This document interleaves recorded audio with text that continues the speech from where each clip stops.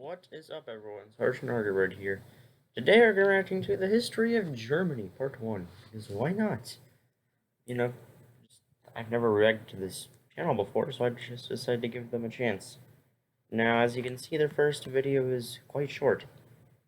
And so is their second one. So I decided we're going to be reacting to both parts in the same episode. And yeah. Should be interesting. I know we did a series about the history of Russia, so why not? So without further ado, let's get started. Germany is located right in the center of Europe between its two largest neighbors, France and Poland. Strap yourselves in for a complicated one. When the Romans arrived in Germany, they found a land inhabited by a melting pot of Celtic and Germanic peoples. The diversity of the region didn't interest the Romans, who called the land west of the Rhine River Gaul and east they're going like really fast, jeez. To the river Germania. The Germanic peoples were really good at fighting the Romans, but the people in these regions lived mostly agrarian lifestyles in independent tribes. These small tribes soon became fewer big tribes. Oh, this is 200. Okay. These tribes weren't a nation as such, but a conglomeration of independent smaller states for centuries, which is the reason why there are so many names for the German nation. Yes, there are a ton of freaking names. The Germans expanded further into the weakening Roman Empire. This Great Migration period eventually became known as the Great Migration period. Historians aren't There's also a lot of Slavs, too. very creative. One of the tribes, called the Franks, In fact, the Slavs, actually. And, the other people, like the Huns, for example, they actually arguably caused more damage than the Germanic people did. Dominated the region and slowly conquered all of France, Germany, the Low Countries, and Not all of it. We'll get a little East Germany and stuff. Oops. Much of this conquest can be attributed to Charlemagne, also known as Charles the Great. Charlemagne's empire became... Gee, Charlemagne is like super well known. I don't even think that's his real name. Let's see. I don't know, I just heard it. I just remember hearing it somewhere a long time ago. What is Charlemagne's real name? Okay, yeah, I was wrong. I don't know why I said that. Became the foundation of the Holy Roman Empire, the symbolic successor to the actual Roman Empire. The empire was split into three kingdoms: East... No, don't even call it that. It is not the... Don't even call it the successor. No. West, and Middle Francia. East Francia eventually came under the control of Otto of Saxony, who married into the Italian kingdom, I wish they would show the other land, because they did conquer other pieces of land like Slovenia. leading the Pope to revive the Holy Roman Empire. Establishment of the state became one of the many precursors for the division of the Catholic and Orthodox Church, the latter of which was still firmly controlled by the Eastern Roman Byzantines. From the 11th to the 13th century, the Holy Roman Empire was a key nation in the Crusades, which began as military expeditions to the Holy Land Going so fast, jeez. against the growing Seljuk. And the Crusades, they're really important. Without the Crusades, Germany wouldn't have even existed, by the way. Because, one of the Crusades was moving a bunch of, people from the Holy Roman Empire, a bunch of, German Crusaders, to the Baltics to clear out the pagans and Christianize them. So they wiped out the old Prussians, as they were called, and then they just moved in and created a new country called Prussia. Back then it was called the Teutonic Order, later became Prussia. And then it became Brandenburg Prussia, and so on. Turk Empire. In 1230, the German Teutonic Order of Knights annexed an area called Prussia in an Okay, they're about to say attempt to eliminate the remnant pagans from Europe. Around the same time, German towns and villages were being settled in areas outside the empire into Poland and Hungary, leading to areas of high diversity and ethnic ambiguity. What is this map? No. Okay, let me show you, a better map. So follow my mouse. It's more like schlonk, something like that. And then schlonk, like that. And none of this over here. That's ridiculous. Since when is Bosnia and Croatia German? Even before World War II, it was no. No. The best way to describe the Holy Roman Empire for the next few centuries is a very loosely united monarchy, with many smaller kingdoms and duchies with varying degrees of power and autonomy. The German lawyer Martin Luther began a period of change in the Catholic Church, which became known as the Protestant Reformation, making Germany a key focus in the splitting of the They just skipped like 500 years on half a minute. The church for a second time. Two kingdoms in the empire rose to dominate the rest: Habsburg Austria in the south and Brandenburg Prussia in the north. These two kingdoms became intense rivals. And also notice that Prussia had land over here. It's kind of weird because there was a certain point where where Brandenburg Prussia was inside of the Holy Roman Empire, but it was also inside of Poland, which made it really weird. And then Austria always confused me because they were a separate country or something like that, but they were also part of the Holy Roman Empire, and they also had a bunch of land over there. It's really weird. The Holy Roman Empire is really, really weird. Rivals fighting wars and annexing large amounts of territory outside the empire. Okay, that's a bit of a weird map. I'm kind of disappointed at their map quality, to be honest. But like they didn't take over like that southern part of Romania. But overall, like it's sort of accurate. Both kingdoms fared very badly during the Napoleonic Wars, and the Holy Roman Empire was officially abolished by the French Empire, who came to influence. Why does Austria control all of Romania? And why does Bavaria have all that land? Much of Western Europe. The French Revolution began a decades-long rise in nationalism in Germany, and many of the people sought to unify into a single nation. By 1866, Prussia had become the dominant power after the 7-week war against Austria, and set up the Northern Germanic Confederation in the following year, They also controlled Saxony, that little sliver of land, notably excluding their Austrian rivals. This became the German Empire just 4 years later, the first modern German nation-state. After they declared war on France, they did miss a couple of things. Like, for example, they went to war with Denmark and to get Schleswig-Holstein. They also went to war with France to get Alsace and a part of the state of Lorraine. So yeah. Germany was propelled to superpower status and even became involved in overseas colonization. Yeah, Germany at that time was like arguably the strongest in the world. Like, it was probably like up there with the United States, Britain, and China. But even then, China was kind of falling apart. So yeah. But still, like Germany, they were. This is their height. This is the strongest they're ever gonna get ever. In comparison to other nations. Tensions were high in Europe, and many distrusted the new powerful nation that had just appeared. This led to so many alliances in Europe since nobody trusted anybody anymore, and each nation had to pick a side in case war broke out. And this preparation for war inevitably became its precursor.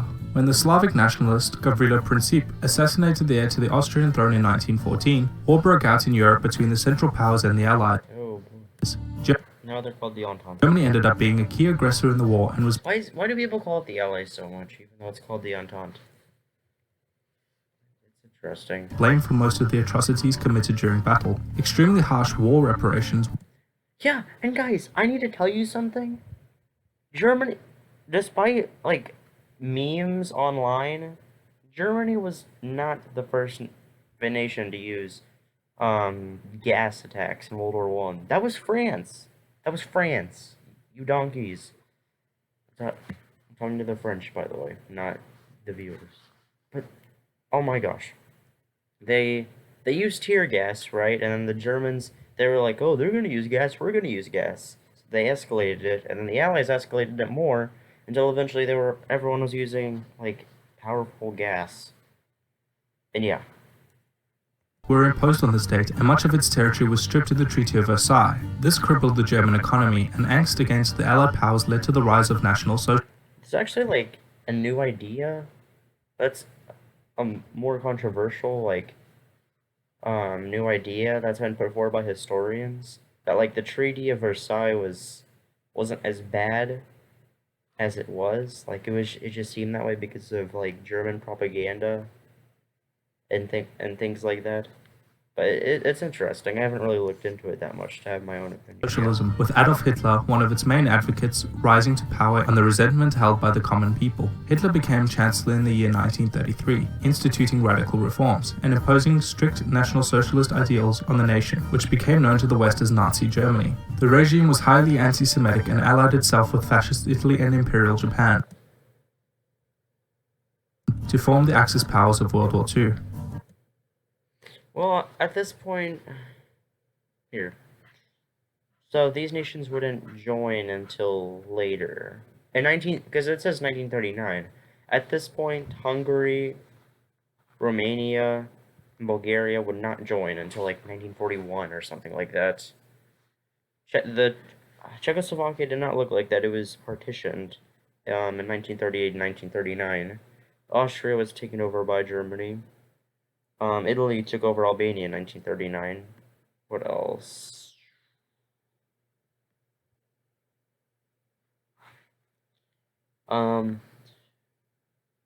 Yeah, Russia was not in until 1941. And these Baltic countries right here, these three countries, I don't think they ever went to war with Germany, actually. Norway, not until 1940. Finland? What? Okay, that's the most ridiculous one, I'm sorry. Finland?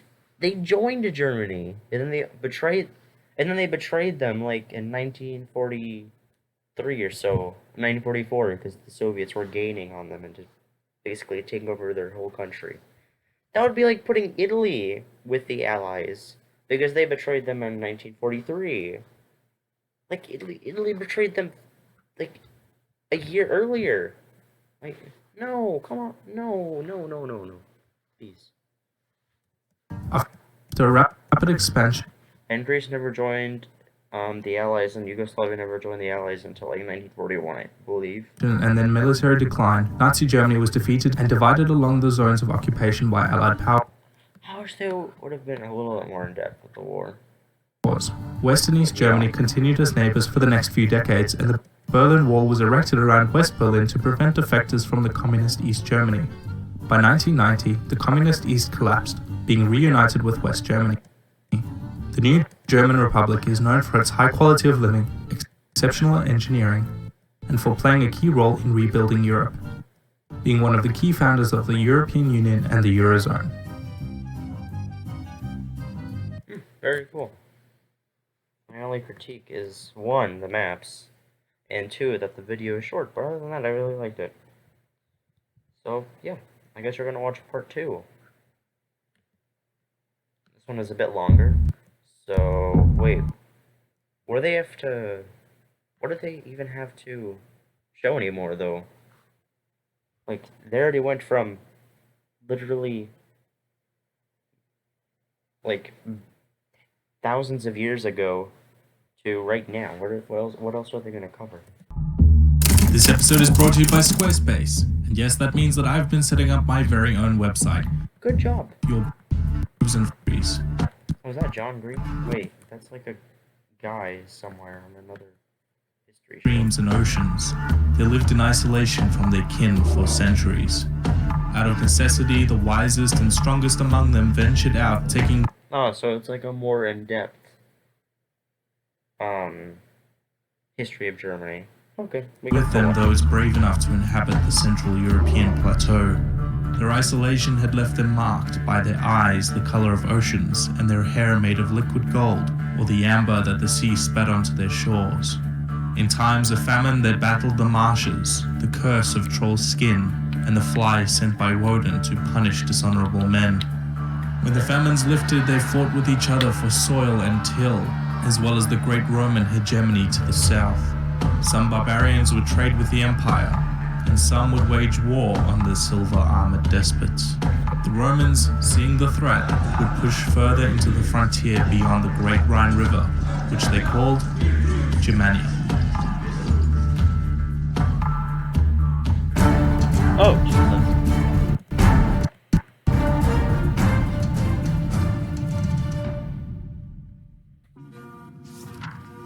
Dang, and wow, this is made like 2 years later. The first episode. Okay, there's a lot to explain. My first episode, I skipped over many of the important periods that made Germany the nation that it is today. Also, the periods I did cover ended up not being fully finished out.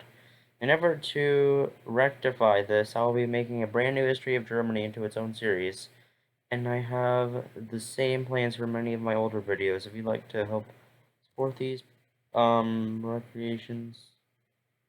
Oh, recreations. Please consider setting up on my Patreon page. Well, it's kind of sad because like they never did a part 3. Then they said they was gonna make a series. Oh no, it only goes until like.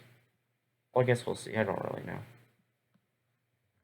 It didn't really become that much of a success, unfortunately. Oh well. Hopefully they get back to it. This would be a pretty cool series.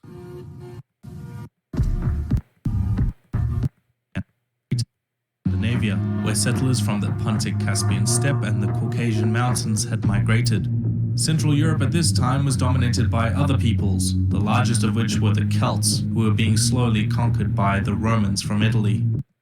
It's so freaking interesting how like These the Celts used to control so much land. I mean, all this land was inhabited by the Celts.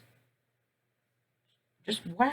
And now they just live in tiny little sparse communities in like the British Isles Proto-Germans and northwestern had France. strong cultural traditions. They had chieftains and governing assemblies called Thingr, where all free men would gather to interpret the words of the law speaker on secular matters. Religious leaders held ceremonies and rituals, and they worshipped deities such as Woden, Thonar, and others. We know these in English as Odin and Thor. Proto-Germans had migrated out of Scandinavia around the 5th century BC in response to increased demand for farmland, since Scandinavia could not support the growing population. This will sound familiar to those who've seen the episodes on Denmark and Sweden, since the same would... Some Germans had Celtic last names. Huh. Some degree of intermarriage. ...cause the Vikings to raid Europe over a millennia later. These Germanic tribes drove out or subsumed the Celts who already lived in the area between the Maas River in the Netherlands to the Vistula River in Poland. Julius Caesar viewed the Germanic barbarians as a threat to Italy and used this as well as other reasons to conquer Transalpine Gaul in order to set up a borderland near the Rhine Valley. During the Gallic Wars, the Romans began their conquest of Germania on the west side of the Rhine River, which was incorporated into Roman Gaul, and then divided into 2 provinces in 85 AD. Oh yeah, Magna, Germania, and something else. D. Germania Inferior and Superior. Whatever, same thing. With the Romans founding the cities of... Let's go Google Translate. Maybe Magna is one of those words in Latin. Cologne and Mainz as imperial capitals. The lands east of the Rhine were called Germania Magna, or whatever. Greater Germany. Germania Magna was not one state, but rather several undeveloped tribal confederations who traded with the Romans at the Limes Germania, as well as the Proto-Slavic and Eastern Baltic cultures. They referred to themselves by these tribal names, but also on some occasions as Theudisk, meaning people, which would eventually form the modern words Teutons and Deutsch. That does not sound at all like... meaning German. From 12 BC to 6 AD, the Roman might came crashing down on Germania Magna, conquering all the way to the Elbe River under the reign of Augustus. But then, like, that one guy betrayed the Romans.